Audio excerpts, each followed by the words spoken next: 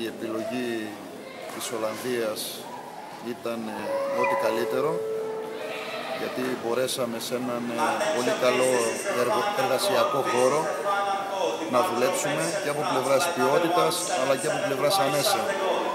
Και σε αυτό πρέπει να δώσουμε τα εύσημα στη διοίκηση, που θα έλεγα ότι χωρίς να φύγει από το οικονομικό στόχο τον οποίο έχουμε θέσει σαν ομάδα, προσπαθεί να ανεβάσει το επίπεδο. Νομίζω ότι γενικά πήγαμε πάρα πολύ καλά. Όπως ξέρετε ότι στην δεύτερη φάση που πήγαμε στην Ολλανδία οι στόχοι ήταν συγκεκριμένοι και αυτή ήταν φυσικά η βελτίωση της φυσικής κατάστασης, η εφαρμογή της τακτικής συμπεριφοράς της ομάδος συν την ισομερή συμμετοχή των παιχτών, δηλαδή έγινε το μοντάρισμα της ομάδος και τώρα μπαίνουμε σε ένα στάδιο το οποίο θα προσπαθήσουμε όλοι μαζί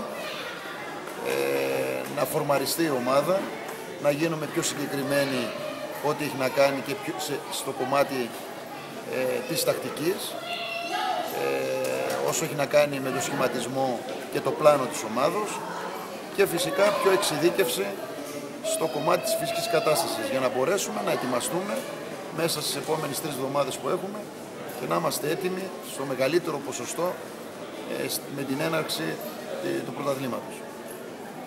Θα υπάρξουν προσθήκες, θα γίνουν επιμέρους μεταγραφικές κινήσεις, μεταγραφικό επίπεδο για την ομάδα? Ναι, το μόνο σίγουρο είναι, όπως είχα πει και πριν την αναχώρηση για την Ολλανδία, ότι θα γίνει μία μεταγραφή στο κέντρο της άμυνας.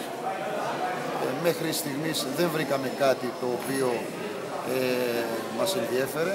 Θέλω να είμαστε πάρα πολύ προσεκτικοί σε αυτή τη θέση. Αν γίνεται να ελαχιστοποιήσουμε το ρίσκο και αν για τον οποιαδήποτε λόγο κάποιος παίχτης φύγει από την ομάδα με μεταγραφή, να είστε σίγουροι ότι θα τον αναπληρώσουμε με εισάξιο ποδοσφαιριστή. Το όπερ πάντως σίγουρα θα αποκτηθεί. Ναι, είναι στο πλάνο μας ένας κεντρικός αμυντικός να αποκτηθεί. Έχετε κάτι στο μυαλό σας, επικεντρώνετε σε κάποιο συγκεκριμένο ποδοσφαιριστή της προσπάθειας?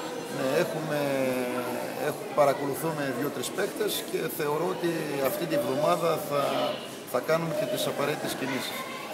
Για τον Ικέγκ. Ο Ικέγκ ήταν όλο αυτόν τον καιρό και στην Ολλανδία. Πρόκειται για ένα καλό ποδοσφαιριστή, αλλά θεωρώ ότι τα στοιχεία τα οποία έχουμε παίχτη στην ομάδα, άρα δεν χρειάζεται να μπούμε σε τέτοιες διαδικασίες από πλευράς κίνησης μεταγραφικής.